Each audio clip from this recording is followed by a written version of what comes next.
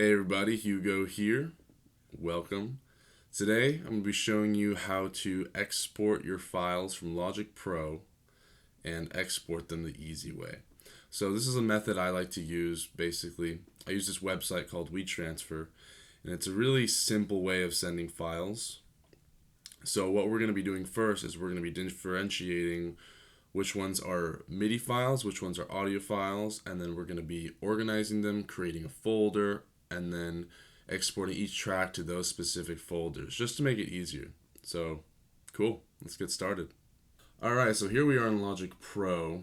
So basically what we're going to do first, and what I recommend, is go in and make sure all your instruments are nice and neatly organized. As you can see, I create summing stacks for each individual, instruments, group of instruments. So here I have all my guitars, and then I would do the same with vocals if I had vocals, and then here drums and synths.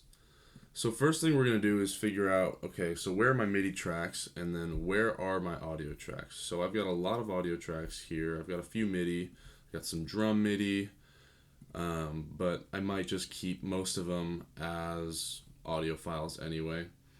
But we're going to be bouncing them all as audio files and as MIDI files. So yeah, majority of these synths, I'm going to keep them as audio files. I don't need to export MIDI.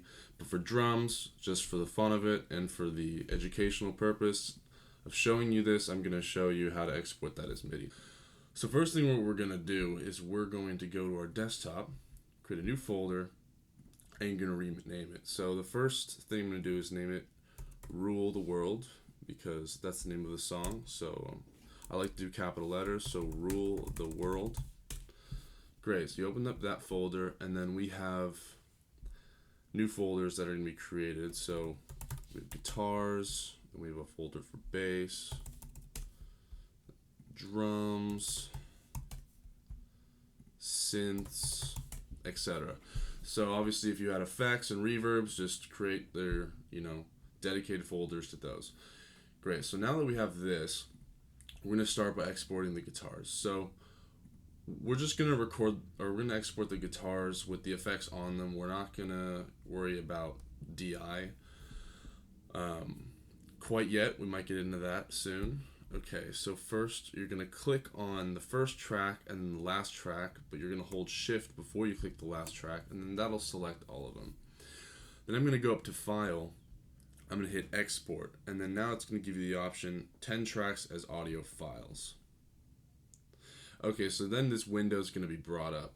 So it's important to realize some of these settings, right? So when I hit Bypass Effect Plugin, what that means is all the effects that I have here are going to be turned off. So for example, if you have guitars, if you have the Logic guitars, you're just going to get the plain DI track. So just for fun, we will also do DI, but for now we're going to keep everything. So if you want to keep them panned, you can. I personally don't like to keep them panned, just in case someone wants to mix them. But if you're sending it to, like a co-writer or a bandmate, I would highly recommend, volume and pan and automation, just because you'll kind of be able to show them the rough mix. So we're going to do that. We're going to do include volume, pan, and automation, and we're going to just click that setting. That's it. So the format, you can choose AIFF, WAV, or CAF. So just because this video we want to keep it short and sweet, we're going to do WAV. AIFF kind of maintains more of the information, so actually, screw it. We're just going to do AIFF. If you want to choose the WAV file, you can totally do that too. So AIFF, normalize overload protection, I would just say off. Okay, so here is where you can kind of add, I would say, extensions to it, or kind of custom names. So right here you choose pattern, track name, custom. So it's going to have the track name, and then it's going to have what you put on the end. Now what I like to do is, in case someone else in a different DAW or recording software is getting these tracks, you want to make sure they know what the tempo is. You want to make sure they know the time signature, just so they can, if they need to, they can set all that information up on their DAW. So for now, I'm going to put underscore. So it's going to say intro guitar EQ right here, underscore. I'm going to put 135 BPM. All right, so now we're going to choose the folder. So automatically it'll probably send it to your desktop or Logic, but because we created those nice folders, we're going to go into desktop, click on that folder. So these are guitars, so we're going to throw them all in the guitar folder. Then you're going to hit export. Then let that go. For drums, do the same process. File, export, 9 tracks as audio files. Okay, so again, we have pan automation. We have our BPM. Now, one more thing I would do that I didn't do with the previous tracks is to click include audio tail. So essentially any sort of reverbs you have on it, you're going to hear the audio tail at the very end. It's not going to chop it off right at the end of the track. Okay, so right now we're going to choose the correct folder again. So we're going to go into Rule the World. These are drums. So I'm going to go into the drum track, then click export. And then I'm going to go and repeat the process with everything else. So be back. All right, great. So now I just bounced everything, or exported everything as audio files. Now we're going to go in and check that out. Awesome. See, now we have all our tracks exactly where we want them. Nice. And so, yeah, I mean, it's pretty... I like to do it this way. You could, in essence, just export all the tracks and then have them all just in one folder, but I like to be clean and organized that way. It's just so, you know, when you're sending it out to get mixed, people can drag and drop it. They can color them if they want. It's just a clean little organizational tool that I like to use, or organizational technique.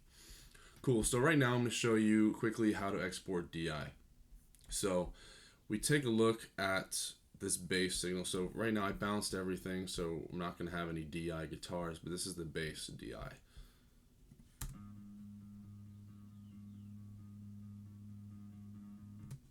Okay, so we have effects on it, but like I said before, what we're going to do here is we're going to go up to export. We're going to do one track as audio file again, except in these settings, we're going to include audio tail, but we're not going to do include pan and automation, and then we're going to hit bypass effect plugin. You could, in essence, keep include volume and pan automation, but I don't like to. So when we're doing DI, we can just do bypass effect plugins, so then it's going to come completely dry. So here, when we're naming it, I like to do another underscore DI, and then it's going to come up as, let's see, we see right here, bass underscore DI underscore 135 BPM dot AIF, and that's exactly what we want. So we're going to go in, okay, bass folder is chosen, click export. It's going to do that really fast. All right, and we're done. We're going to go in here and check it out. And now let's hear the difference really quickly. Okay, so you can't really hear that, which is good because it means it doesn't have any sort of volume on it, no effects or anything. So cool. Now that we're all done with that, now I'm going to show you how to export MIDI. So MIDI, it's the same process except it's a little quicker. So this grand piano, here we have it. Now we're going to do File, Export. We're going to do Selection as MIDI file. And so it's going to give you a different way of doing it, like a different, saving it a different way. So in this case, it's a grand piano, so I'm just going to write grand piano underscore MIDI, and then where rule the world, I'm going to put it in synths because I would technically consider it a synth or a piano. And we're going to click save. Now we're going to see whether it saved the MIDI information or not. Excellent. And so here's the MIDI file. So now that you're done with that, the next step is to obviously export the files. So what we're going to be doing next we're going to open up your browser. You're going to type in WeTransfer.com. So you'll be taken to this page, and then you're going to be emailing it. So for example, I'll just email it to my band, right? Paradise Drive.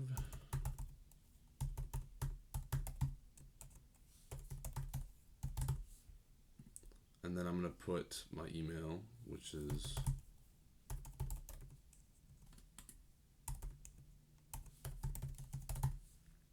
title, call it Rule the World Stems. Rule the World Tracks. Message, hello. Okay, so now that that's all done, we're going to upload the files. So what you want to do is take this folder and you're going to compress it and make it a zip file. Great, so now we have the zip. We're going to go in here. We're going to drag and drop the zip file. Boom, there we go. So it might take a second to upload, but then you click transfer. And now we got to verify the code, so that's going to send you an email.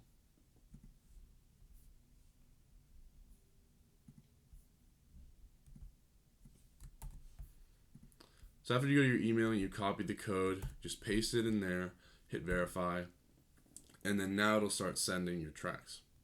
And it's that straightforward. And then basically I'll show you also on the other end how to get the tracks and how to download them and unzip it too. Alright everybody, so here we are back, and I just received that email that I sent with WeTransfer. So you're going to open up the email, you're going to get your files, and then you're going to be taken to this download link, and then you just download it. Okay, great, so I just dragged the zip file to my desktop, and I'm just going to unzip it. And there you go.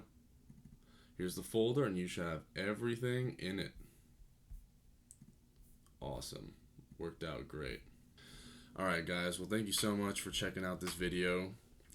Hope you found this educational, and I'm telling you, if you just follow these simple steps, it's going to be a lot easier, and you're going to be able to share and send music and make the process run very smoothly. So thanks. Take care.